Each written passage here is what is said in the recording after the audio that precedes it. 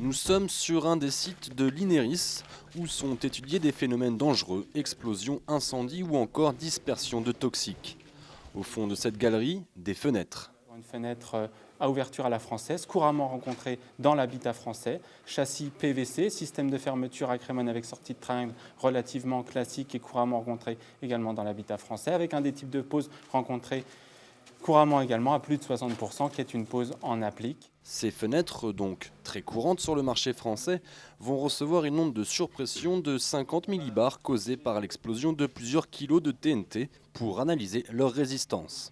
Expérience afin d'établir un guide de référence pour les bâtiments situés autour d'installations industrielles à haut risque.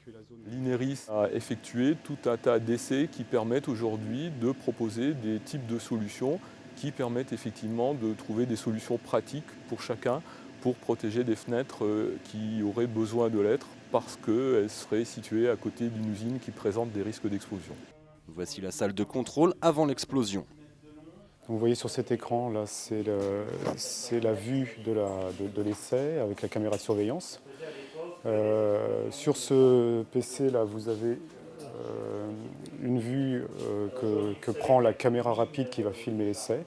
Cette caméra enregistre 1000 images secondes. Et ici, c'est le poste de déclenchement. Après tous les contrôles de sécurité, la sirène est enclenchée.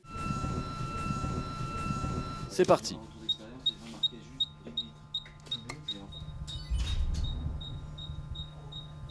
La caméra aux 1000 images secondes permet ensuite d'obtenir un ralenti très précis. La fenêtre ne s'est pas maintenue en position fermée et l'ensemble de ses ouvrants s'est ouvert. Sur cet essai-là, la fenêtre et les ouvrants n'ont pas été projetés, mais sur d'autres essais réalisés à la même onde de surpression, avec le même type de fenêtre, je vais vous montrer par la suite que les ouvrants, effectivement, peuvent être projetés à environ 3 mètres. Comme le montre l'enregistrement, en plus des éclats de verre, c'est toute la fenêtre qui peut être projetée à l'intérieur du bâtiment.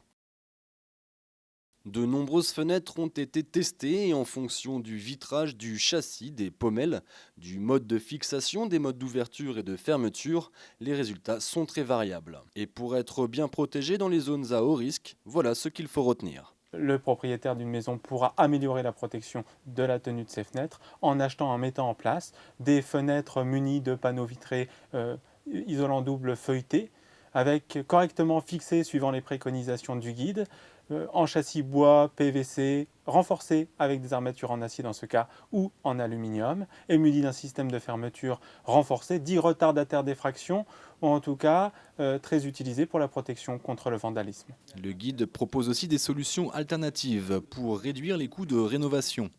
Une maigre consolation car la loi Grenelle 2 prévoyait un crédit d'impôt de 40% pour les travaux de protection dans les zones à haut risque. Mais dans le cadre de la loi de finances 2011, ce taux est passé à 25%.